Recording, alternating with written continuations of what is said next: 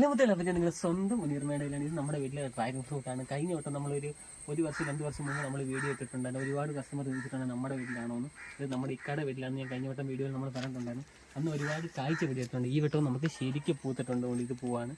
ഇത് ഏതാണ്ട് പൂ വിരിഞ്ഞാണ്. ഇത് മുട്ട് വന്നിരിക്കുന്നതാണ്. ഇത് കായ്ക്കാൻ തുടങ്ങി. അപ്പം ഇത് മൊത്തം കാരണം അധികം ശ്രദ്ധിക്കാറൊന്നുമില്ല, ടൈമൊന്നും ഇല്ലാത്തതുകൊണ്ട് ഇത് അങ്ങനെ ഞങ്ങൾ അധികം ശ്രദ്ധിക്കില്ല. പക്ഷേ എങ്കിലും ശരിക്ക് കായ്ക്കും. കാരണം വെച്ചിട്ടുണ്ടോ, ഒരു രക്ഷയില്ല, ശരിക്ക് കായ്ക്കുന്നത്.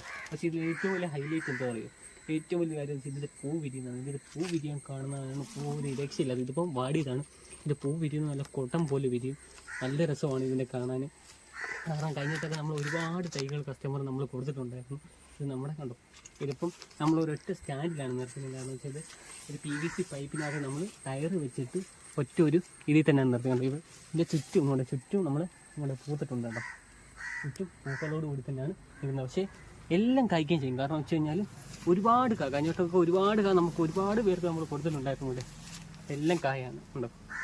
എങ്ങനെയുണ്ട്? വീഡിയോ ഇഷ്ടപ്പെട്ടാൽ ലൈക്ക് ചെയ്യുക. അപ്പോൾ ഇതുപോലെ അടിപൊളി വീഡിയോസായിട്ട് വീണ്ടും കാണാം.